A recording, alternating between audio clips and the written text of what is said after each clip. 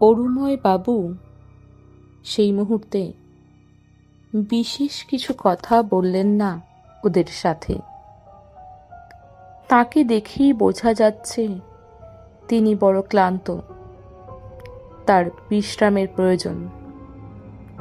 তাই তিনি ওদের দুজনকে বললেন, তোমরা ঘরে গিয়ে স্নান সেরে সকালের খাবার খেয়ে ঘুমিয়ে নাও। আমিও তাই করব। তারপর দুপুরের ভাত খাবার পরে সব কথা হবে।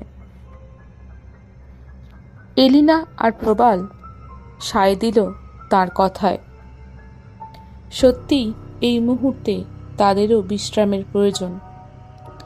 যদি না ঘুমায় সত্যিই শরীর খারাপ করবে। আগেও রাত্রি জাগা হয়েছে, তাই ওরা দুজন আর সেখানে দাঁড়ালো না, বরং নিজেদের ঘরের দিকে এগিয়ে গেল। এত কিছু ঘটনা শুনেও আর দেখেও এলিনার মনের ভিতরে কিন্তু একটা দো টানা রয়েই গেল। ওর কেবলই মনে হলো সবটা সত্যি নয়, এর পিছনে আরও অনেক কিছুই আছে। কিন্তু কি যে সঠিক সত্যি সেটাই বুঝতে পারছে না এলিনা। ওরা দুজনেই ঘরে এলো। তবে সমস্ত কিছু ঘটনা দেখার আর জানার পর প্রবালের মানসিক অবস্থা ভালো নয়। তার কারণ ঠান দিদি। উনি কি সত্যিই এতটা নিষ্ঠুর? ক্ষমতার লোভেই কি উনি এমনটা করছেন? আর যদি সত্যি তাই হয়, তাহলে তো এতদিনে অনেক মানুষের ক্ষতি হতো। সেটা তো হয়নি। প্রবাল ঘটনাগুলো শুনে সবটা বিশ্বাস করলেও কেবল ঠান দিদির কথাই বিশ্বাস করতে পারল না। আর এখন এমন পরিস্থিতি তৈরি হয়েছে, এলিনা আর প্রবাল দুজনই দুজনের সাথে কথা বলছে না। দুজনের মনের ভিতরে জমে থাকা কথা নিয়ে একটু আলোচনা করলে হয়তো ওদের সমস্যা কিছুটা হলেও কমতো। কিন্তু না, সেটা হওয়ার নয়। দুজনেই নিজেদের মনের সাথে যুদ্ধ করে চলেছে। ওরা স্নান সেরে নিল ঘরের ফিরে। সবেমাত্র খাবার ঘরের দিকে যাবে বলে প্রস্তুতি নিচ্ছে, তখনই দরজায় টোকা পড়ল। এলিনা নিজেই উঠে গিয়ে দরজা খুলে দিল। দরজা খুলতেই দেখল তার বাবা দাঁড়িয়ে আছেন। এলিনা দেখল বাবা এখন স্বাভাবিক পোশাক পরে দাঁড়িয়ে আছেন। তার চেহারার মধ্যে এখন সেই সরলতা ফিরে এসেছে, ঠিক যেমনভাবে এতদিন বাবাকে দেখেছে। তবে বাবা যে কিছু একটা বিষয় নিয়ে চিন্তিত, সেটা দেখেই বোঝা যাচ্ছে। না হলে এভাবে দরজায় টোকা দিতেন না, কারণ একটুর পরেই তো ওরা খাবার ঘরে যেত, তখন বলতেন কথাগুলো। মনে হয় তিনি এমন কিছু গোপন কথা বলতে এসেছেন যা খাবার ঘরে সকলের সামনে বলতে চান না। কিন্তু কি চান বাবা? এলিনা দরজা খুলে বাবাকে দেখে এসবই ভেবে চলেছে। তখন অরুময় বাবু বলে উঠলেন, আচ্ছা, বাবিকে কি ঘরের ভিতরে আসতে দিবি না, বাইরেই দাঁড় করিয়ে রাখবি? অরুময় বাবু এমন কথায় নিজের ভুল বুঝতে পারল এলিনা। ও দরজার কাছ থেকে সরে দাঁড়িয়ে ওনাকে ভিতরে আসতে বলল। অরুময় বাবু ঘরের ভিতরে ঢুকেই আগে ঘরের দরজা বন্ধ করলেন, আর সেই সাথে ঘরের ভিতরের দুটো জানালাও। এলিনা বুঝতে পারল ও যেটা ভেবেছিল সেটাই হচ্ছে। প্রবাল তখন এক মনে বসে ফোনের কিছু ছবি দেখছিল। অরুময়বাবু হঠাৎ করে জানালা বন্ধ করে দেওয়ায় সে ফোন থেকে চোখ সরিয়ে নিয়ে স্যারের দিকে তাকিয়ে রইল যে কি বলবে স্যার। অরুময় ওদের কাছে এসে দুজনকে কাছে বসিয়ে গলার স্বর নিচু করে বললেন, শোনো, তখন আমার শরীর এতটাই খারাপ লাগছিল যে তোমাদের একটা বিশেষ কথা বলতে ভুলে গিয়েছি। তা হলো আগামী 3 দিনের মধ্যেই আছে এক বিশেষ অমাবস্যা তিথি, আর ওই তিথিতে বিশেষ পুজোর মাধ্যমে পূর্বপুরুষদের মুক্তির ব্যবস্থা করা হয়। সেদিন আমি বিশেষ পুজোর ব্যবস্থা করি, তাহলে পূর্বপুরুষ নিত্যানন্দ সিংহ রায় মুক্তি পাবে।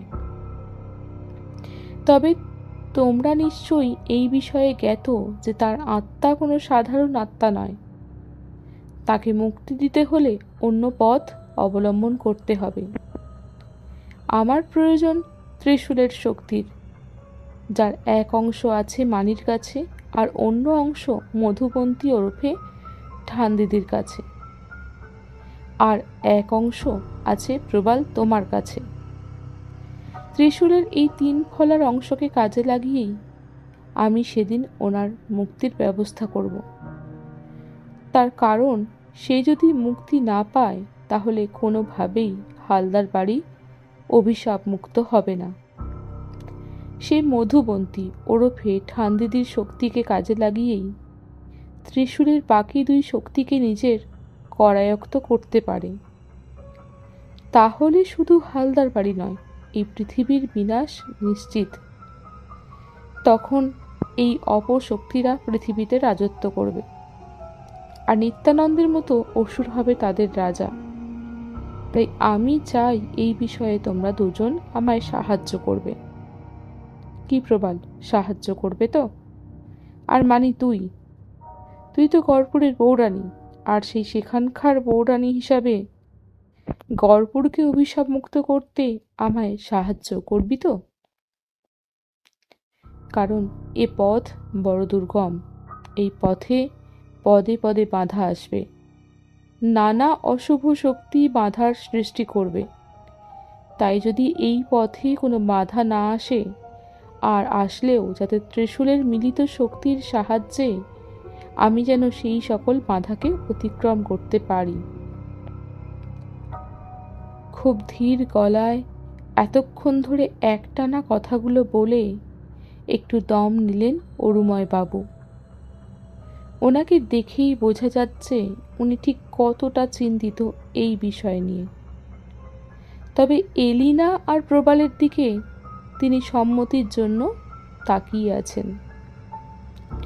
ওনার কথাগুলো এতক্ষণ ধরে শুনছিল প্রবাল আর এলিনা। সমস্ত কথা ঠিকমতো বুঝতে পারছিল না ওরা। তখন প্রবাল বলল, আচ্ছা, ত্রিশূলের মিলিত শক্তি মানে ঠিক কি বলতে চাইছেন? প্রবালের গলায় যেন অবিশ্বাসের স্বর। অরুময় বাবু সেটা খুব ভালো করেই বুঝতে পারলেন। তাই তিনি প্রবালকে বিষয়টা ভালো করে বুঝিয়ে দিলেন। তাহলে মন দিয়ে শোনো, আমি ঠিক কি বলতে চাইছি। নিত্যানন্দ সিংহ রায় আর তোমার প্রপিতামহ মোহন কৃষ্ণ আর ঠান্দিদি, এই 3 জন মিলেই তান্ত্রিক পার্বতীকে জাগ্রত করেছিলেন। তবে তান্ত্রিক পার্বতীকে জাগ্রত করার পিছনে প্রত্যেকের মনের ভিতরেই একটা কারণ ছিল, তা আমি ব্যক্ত করছি। যদি মোহন কৃষ্ণ এর পিছনে কারণটা তুমি জানো, কিন্তু ঠান্দিদির মনের সুপ্ত ইচ্ছা ছিল তান্ত্রিক পার্বতীর শক্তি পাওয়া। আর সে এটাও ভালো করে জানতো দেবীকে জাগ্রত করলে তাকে সহজে শান্ত করা সম্ভব নয়। তাই তার জন্য মোহন কৃষ্ণ আত্মবলিদান দিয়েছিলেন। কারণ তন্ত্রে নারী বলি নিষিদ্ধ, যদিও বিশেষ কিছু সাধনার ক্ষেত্রে তা করা হতো, এখনো করা হয়। তাই ঠানদিদি সেদিন তান্ত্রিক পার্বতীর রোষ থেকে বেঁচে গেলেও বলি প্রদত্ত হয়েছিলেন মোহনকৃষ্ণ। তাই শক্তির কিছুটা অংশ খুব স্বাভাবিকভাবেই পেতেন ঠানদিদি। আর রইল নিত্যানন্দ সিংহ রায়। তার মতো ভয়ানক পাপী আত্মা বোধহয় পৃথিবীতে নেই। সেই আসলে তান্ত্রিক পার্বতীর সকল ঊর্জা পেতে চেয়েছিল, কিন্তু সেদিন ঠানদিদি নিজে তা ধারণ করে বাকিটা বুদ্ধি করে তার ত্রিশূলে বন্দি করেছিল।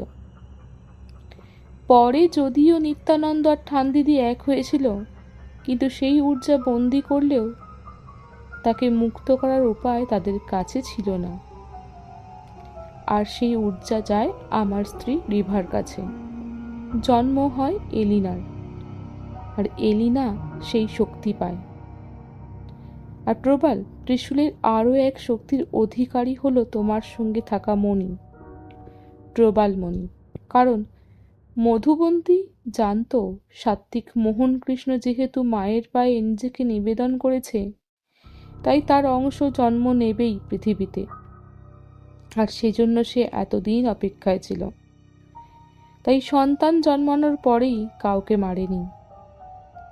হরনারায়ণের দুই পুত্র আদিত্য নারায়ণ আর রূপনারায়ণ কাউকেই মারেনি, কারণ সে তখন জানত না কার মাধ্যমে জন্ম নেবে মোহনকৃষ্ণ।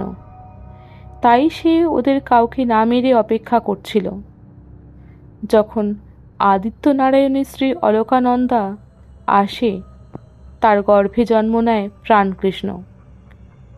কিন্তু সে তো মোহনকৃষ্ণের অংশ নয়। সেটা হলে ঠানদিদির কাছে থাকা মণি উজ্জ্বল হয়ে উঠত, যে মণি তাকে দিয়েছিল মোহনকৃষ্ণ মৃত্যুর পরে। মানে মোহনকৃষ্ণের মৃত্যুর আগে ঠানদিদিকে ইশারায় সেটার কথাই বলছিল। তাই সেটি বলি হবার পরে মোহনকৃষ্ণের কাটা মুন্ডুর পাশে পড়েছিল। সেই মণি সংগ্রহ করেছিল ঠানদিদি। কিন্তু যখন এই মণি উজ্জ্বল হলো না, সে প্রাণ কৃষ্ণকে মেরে ফেলার পরিকল্পনা করল। তবে খুব সহজেই কি কাউকে মারা যায়? তাই বহুদিন ধরে পরিকল্পনা করে ফুলশয্যার রাতে তাকে হত্যা করা হলো, যাতে বাড়ির সকলে অম্বাকেই দোষী ভাবে। কিন্তু সেদিন কেউ অম্বাকে দোষী ভাবল না, বিশেষ করে ইন্দিরা দেবী, প্রবাল তোমার মা। তিনি অম্বাকে আরও কাছে টেনে নিলেন। এর ফলে সেটা করতে ব্যর্থ হলেও নিজের শক্তি বাড়াতে থাকল, অম্বার জীবনী শক্তি নিজের মধ্যে নিতে নিতে। তার আগেই প্রাণকৃষ্ণের জীবনী শক্তি নিয়ে নিয়েছেন তিনি। এরপর আসি পরের কথায়। সেদিন প্রবালের যখন জন্ম হয় ইন্দিরা দেবীর গর্ভে, তখন ওনার কাছে থাকা মণি উজ্জ্বল হয়েছিল। উনি বুঝতে পেরেছিলেন ত্রিশূলের অন্য শক্তি আসছে পৃথিবীতে। তাই তো তিনি ইন্দিরা দেবীর এত যত্ন করতেন। এরপর প্রবাল এলে ওই মণি পূর্ণ মাত্রায় আলো ফিরে পায়। তখন তিনি প্রবালের নামকরণ করেন প্রবালমণি। আর তিনি এটাও জানতেন মোহনকৃষ্ণের অংশ প্রবাল ঠিকই এই পৃথিবীর কোথায় ত্রিশূলের আরও এক শক্তি আছে খুঁজে নেবে।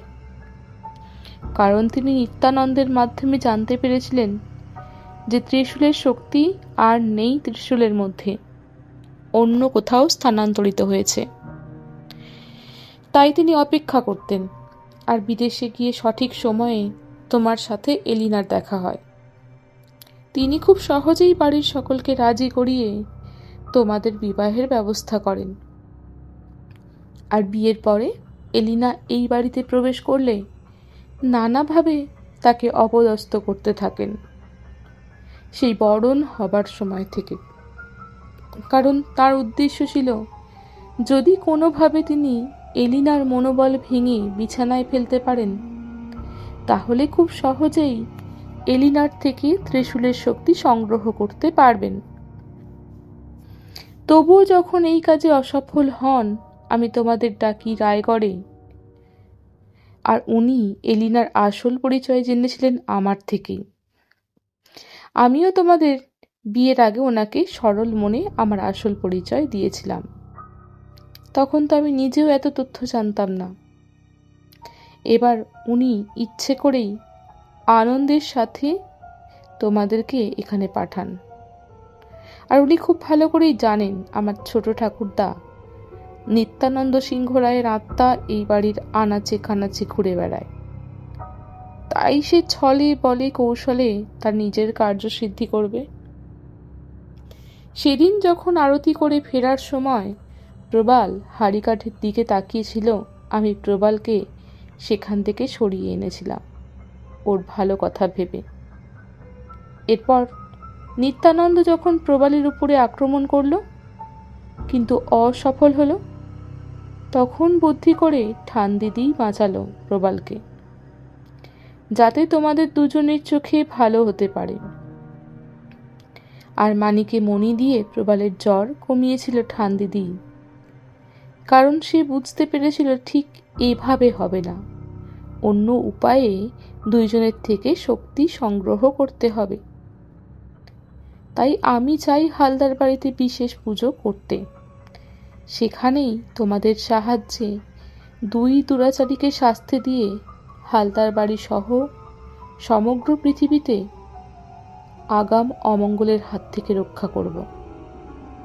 আর সেই কাজে তোমাদের সাহায্য দরকার।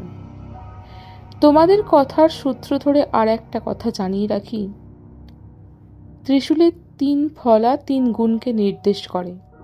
তা হলো সত্য, তম, রজ। সত্য হলো সাত্ত্বিক গুণাবলী, তম হলো তামসিক গুণাবলী, আর রজ হলো রাজসিক গুণাবলী। তবে কোনো মানুষ বা অপশক্তি যদি এই ত্রিগুণের শক্তি পায়, সে পৃথিবীর মহা শক্তিশালী ব্যক্তি হয়ে ওঠে। অরুময় বাবুর কথা বলা হয়ে গেলে উনি একটু থামলেন। একটানা আবারও এতগুলো কথা বলার জন্য বেশ কষ্ট হলো তার। প্রবাল আর এলিনা দুইজনের মনের মধ্যেই যা প্রশ্ন ছিল সবটা পরিষ্কার হলো। ঠানদিদির যে সবটা পরিকল্পনা তা তারা বুঝতে পারল। আর ঠানদিদির কথা অনুযায়ী কথা তো কেউই বলেনি ওনাদেরকে, উনি জানলেন কি করে? তাহলে ওনার মধ্যেও নিশ্চয়ই কোনো শক্তি আছে, তাই ওনাকে অবিশ্বাস করার প্রশ্নই ওঠে না। তাই ওরা দুজনেই ঠিক করলো দুইজনের বিরুদ্ধে একজন ঠানদিদি আর একজন নিত্যানন্দ সিংহ রায় এদের বিরুদ্ধে লড়তে পারবে। ওরা সব রকমভাবে সাহায্য করবে অরুময় সিংহ রায়কে।